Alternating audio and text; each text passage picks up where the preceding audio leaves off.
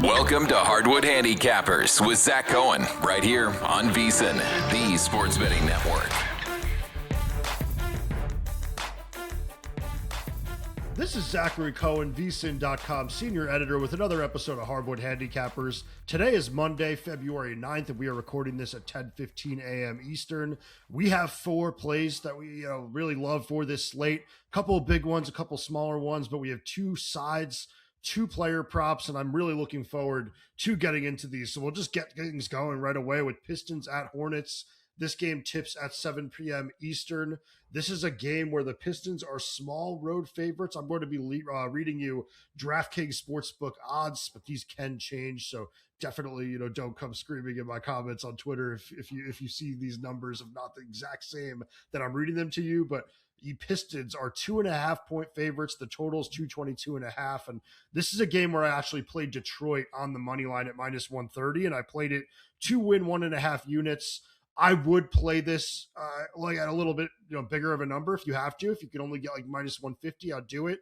Otherwise, I would look to -2 on the spread, which is an option at some shops. So definitely still looking to the Pistons side, even with some movement. But I was able to get it at minus 130. I jumped on that. And the reason that I'm doing that is just Detroit's coming off of 2 full days off. Charlotte is coming off of only 1. So there's a small rest advantage for the Pistons coming into this game. And I do think that overall, the injury report for Detroit looks really good. I mean, Ron Holland is the only major player that will not be playing, and he's really not that big of a part of this rotation. They could definitely win without him. Meanwhile, Charlotte still playing without Kobe White.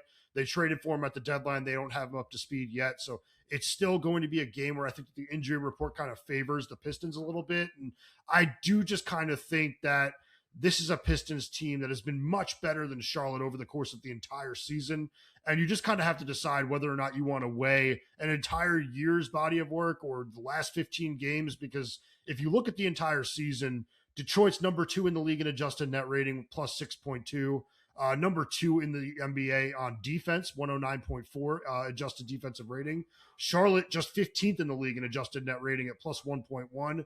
And their offense, which has been great very recently, just 9th in the league offensively over the course of the season in terms of adjusted offensive rating at 116.4. So that's the entire season's body of work. But over the last 14 games, so excluding that 55-point win that I've been trying to take out when looking at data points and data samples for this, Hornets team, last 14 games for both of these teams, Detroit's 10-4 with a plus 10.6 net rating. Charlotte is 11-3 with a plus 9.1 net rating. So even in the best stretch of the season for this Hornets team, the Pistons have a slightly better raw net rating. And I just think that that's a little bit hard to ignore. I also think it's a little tough to just kind of look away from the fact that Cade Cunningham will be the best player on the floor in this game. And then Jalen Duren is a big that I do think can dominate this one. I think Moussa Diabate has been great for Charlotte this season, but Duren has a little more muscle, just as much of kind of a motor, and just as good of kind of movement skills as Diabate. So I don't see this being a game where, Charlotte, which has been a team that I was kind of low on their center position, maybe going into the year, but have definitely been impressed lately. I do think the Pistons are going to have a pretty big edge inside in this one. So I think Detroit has some major advantages in this game. And I do just kind of think that while Charlotte is on a 9-game winning streak, it is going to come to an end at some point. And this just kind of feels like the logical ending point. And I will also add that the Hornets are 2-16 straight up under Charles Lee when facing teams with winning percentages of 70% or higher. So I do think this is a game the Pistons are going to win. Minus 130 to win 1.5 units is the way that I attacked it. But like I said, I would lay the points if you have to. I would take this at a little closer to minus 150 if you have to. I think there's a pretty good chance that Detroit wins this game. I think we're getting a good price on it because Charlotte's been so good lately. The next game that I have a play for is the Jazz taking on the Heat at 7:30 p.m. Eastern. This is a game where the Heat are 7.5 point favorites. Totals 240.5. And I don't have anything when looking at the sides in this game. I had a slight lean to Utah just because I do think that when we see Jaren Jackson Jr. and Lauri Markkanen out there together, this is going to be a pretty strong team. The problem is the last time we saw them, they played great for 3 quarters and they just did not play the fourth quarter. This Utah team is going to find a way to keep the pick that they owe. They're the top 8 protected pick. Like, they are going to find a way to keep that. So they are going to tank and they're going to do it pretty blatantly. And I just don't trust them, like, late in the game to keep their best players on the floor because of what we just saw the last time these teams played. And I just wouldn't be surprised if we see it again. But the one thing that I do like in this game is Isaiah Collier over 29.5 points, rebounds, and assists at minus 107. While Markkanen and Jaren Jackson Jr. are supposed to be out there tonight, there's going to be no Keontae George for Utah. So that means a major on-ball role for Isaiah Collier, who is averaging 34.8 points, rebounds, and assists when George is out of the lineup. And over the last 2 games, he's averaging 43.5. So he's just been playing some awesome basketball for them. And this is a really good matchup for a guard. I mean, this is a Heat team that, while they are pretty strong defensively, they still play at a rapid pace.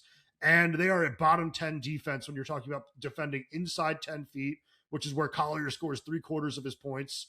Also bottom 10 when defending pick and roll ball handlers and transition, which again, that's another area where Collier can kill you just because he is so damn fast. And 28th against isolation. So another area where speed should just kill them. So I think Collier is going to have a pretty good game as a scorer. I also think this is a guy that is going to rack up assists. I mean, he had a 22 assist game a couple games ago, and I do think that like 10 plus very well within reason tonight. So I just think he's going to have a big game in the box score. Good rebounder too, by the way, at the guard spot. So I think you're going to look at this game and you're going to see maybe the Heat end up winning big. I don't know for sure. This is their 3rd game in 4 days. Also played yesterday, so it's a back-to-back. That's kind of why I liked Utah if I had to take something. But I do think this is a game that Collier makes his mark. Attention any listeners who are new to VSiN, signing up for our free daily newsletter is a great way to catch up.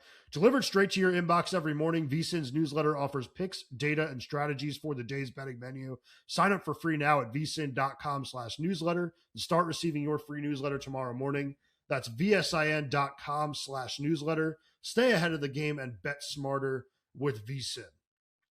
Let's move on now to the Bucks taking on the Magic, and this is a game that tips at 7:30 p.m. Eastern. The Magic are 10.5 point favorites, and the total is 219.5 here.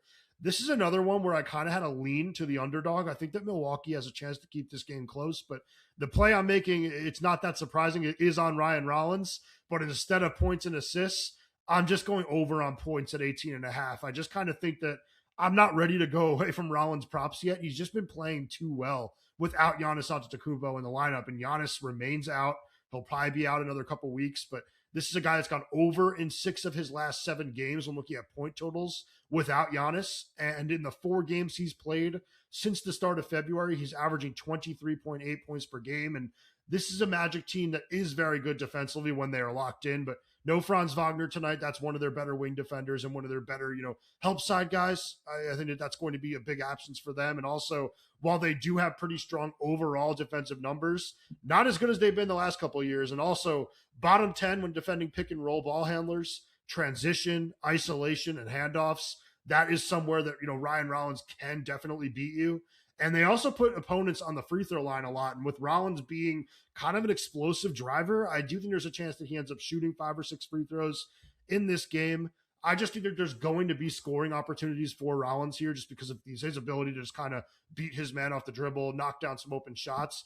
The reason I went points over points and assists, though, is because I do think that overall Orlando's team defense is pretty solid. So I just feel better banking on Rollins to score rather than to score and assist, because the assists have been a little bit down lately ever since Kevin Porter Jr. came back in. That's been the big difference. It hasn't been that Rollins has disappeared, but there's been a little bit more Kevin Porter Jr. handling the rock, and that has meant fewer assists for Rollins, but still very productive as a scorer. And I think that he's going to have, a pretty good game tonight. I think 20 plus is going to be where he ends up landing. So I think over 18.5 at minus 112, rock solid value. The final game that I have a concrete pick for, it actually is 2 games. I have a parlay. It's the Kings taking on the Pelicans at 8 p.m. Eastern in a game where the Pelicans are 7.5 point favorites. Totals 230.5. And I paired this with the Thunder taking on the Lakers at 10 p.m. Eastern, where OKC is a 6.5 point favorite. Totals 223.5 in that game. And what I'm doing here is I'm taking the Pelicans on the money line against the Kings with the Thunder on the money line against the Lakers. And that's minus 116 to parlay those two. I'm playing that to win 1.5 units.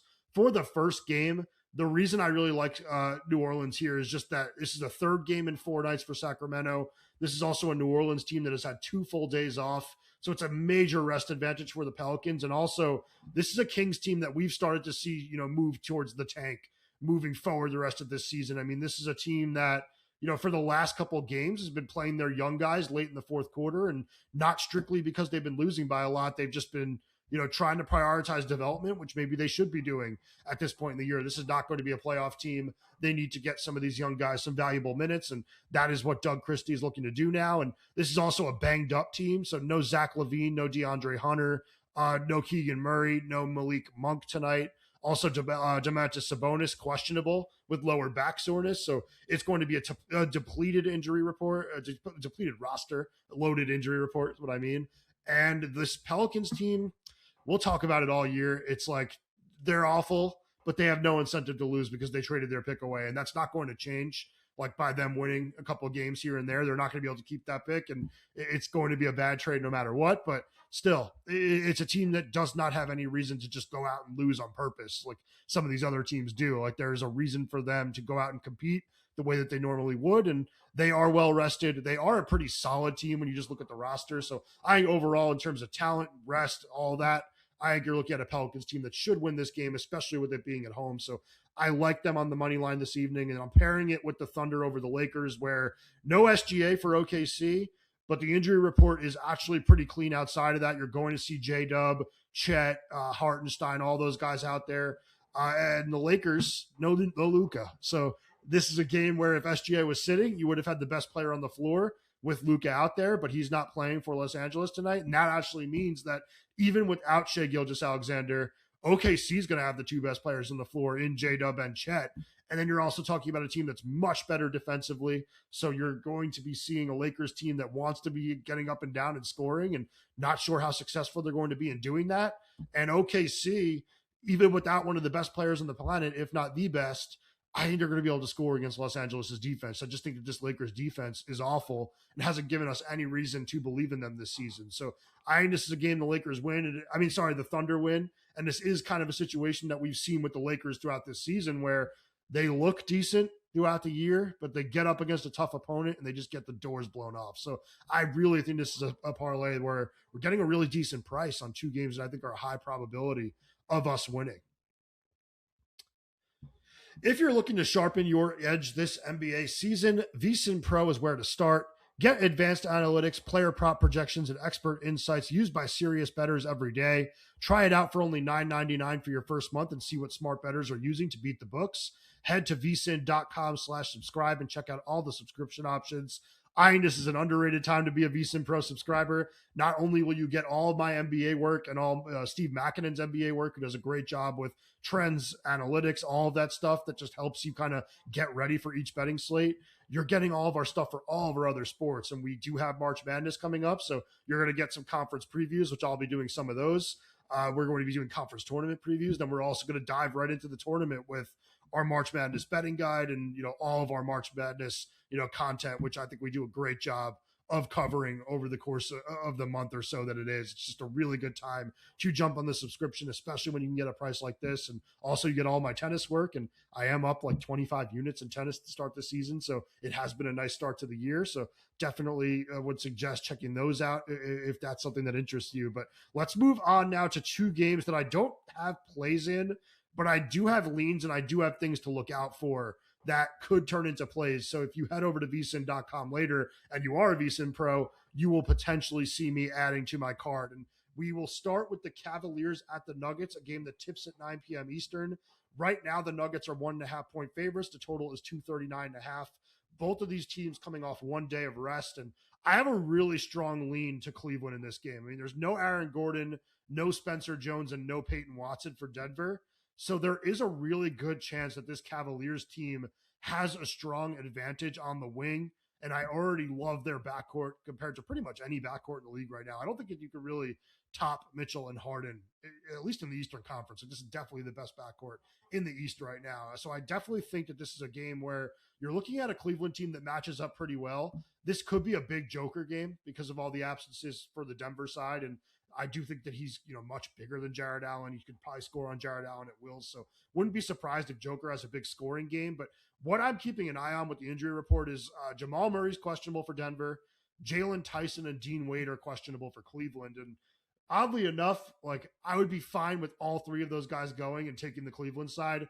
What I want to see is Tyson out there and Wade out there for the Cavaliers, because like I said, I think that this is a game where you might see an edge on the wing for Cleveland with all of the absences that Denver's dealing with at the forward spots. So I really want to know that Tyson or Wade are out there, preferably Tyson. If Tyson's out there, I think you're going to see a play from me on the Cavaliers tonight. I just kind of think that this Cleveland team is going to be really strong the rest of the season. I went into that after the trade deadline. I thought they did a really good job bringing Harden in for Darius Garland. And in the first game we saw Harden play, he ended up hitting some massive threes to win them that game in Sacramento. Granted, bad Kings team, but still nice to see Harden with some clutch moments in his new team. Didn't take him very long to get comfortable. And I do think it's going to be a sign of things to come where this Cleveland team is going to be a force the rest of the season. Similar situation with the Sixers at Blazers. Game tips at 10 p.m. Eastern. The Sixers are currently 2.5-point favorites. Totals 228.5. And I want to know if Joel Embiid is going to play or not. I'm not willing to take the chance. It's just a player that has been untrustworthy throughout his whole career. And he is dealing with, management of right knee pain. They're always kind of a risk to keep him out. So if Embiid plays this game, I'll probably come in with something on the Sixers. If he does not, I will just completely sit it out, because this is a third game in 4 nights for Portland. I believe Philly's coming off a day of rest, and Philly's been playing some damn good basketball lately. I mean, they beat Phoenix in Phoenix the other night. Tough game for me as a Suns fan, but definitely impressive showing from the Sixers, and a team that I believe is definitely better than the Blazers by a pretty significant margin. So even with Portland's injury report kind of getting a little bit better, I mean, Scoot Henderson will be playing tonight. That's going to be pretty cool. But I do think Philly ends up winning this if they end up having Embiid out there. But keep an eye on the status of Embiid. I will not be playing this without Embiid.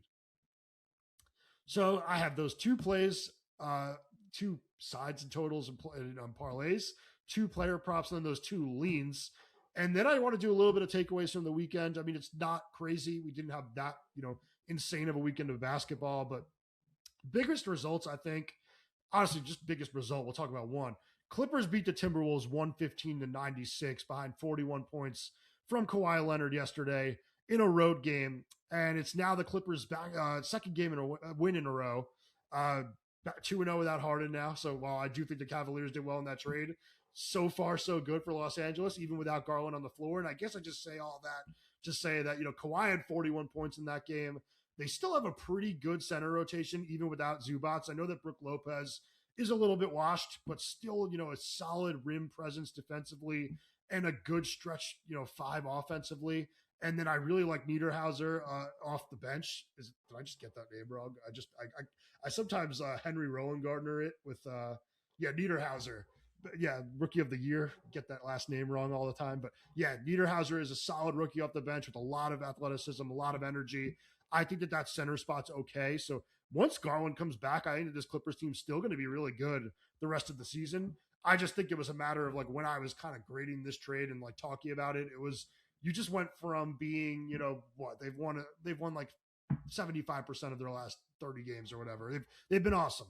And they started to kind of look a little bit like the team that last year heading into the postseason looked like one of the 5 best teams in the NBA. And I think that was maybe where I was getting a little excited. I don't think that I would have had full trust in them to go on and do big things in the playoffs because of what happened last year. But I was starting to buy into them again. I think that they are a little bit worse than that, which means there's no reason to buy into them in the Western Conference now. But I guess I'm just saying that as long as Kawhi is healthy, this is not a team that you could just be fading. And this is not a team that should be getting 7.5 points on the road. And I learned that lesson yesterday. So I'll be applying it moving forward. Meanwhile, Minnesota, losers of 3 of their last 4. The one win was not very impressive. They've been playing awful lately. And it's just like the type of thing where I've talked about it before with the Timberwolves, but I believe this team is a contender come the postseason, but like they need to get there and have a decent seed and avoid playing one of the best teams in the Western Conference in order to do that. And man, do they play with their food in the regular season. They can lose to anyone. Like this is not a team that you can trust to just go out and handle bad teams. They play up against good competition. They play down against bad competition, and awful trait. But I guess I just wanted to say, like, I think that this team will be fine in the long run. But man, like they are difficult to trust in the short term. So keep an eye on that. But that's really all for this episode. I mean, we have a bunch of plays. I'll recap them right now. Pistons money line -130 to win 1.5 units against the Hornets. Isaiah Collier over 29.5 points, rebounds, and assists at -107 versus the Heat. Ryan Rollins over 18.5 points at -112 in that game against the Magic. And then I have a parlay of Pelicans money line versus the Kings, Thunder money line versus the Lakers at -116 to win 1.5 units. So 4 plays for right now, spanning across 5 games. But I did mention those 2 leans. So make sure you head over to VSiN.com. We will have you covered. If you see some injury report news there, I will jump on it. I will add it to the Pro Picks page. I'll drop it at the bottom of my, basketball stories for today. So just make sure you head over to VSiN.com if you are interested in those final 2 games that I did not have official plays for now. But good luck with your bets tonight if you are tailing me. Hopefully you enjoyed the episode today, and hopefully we have you back for a Tuesday episode of Hardwood Handicappers.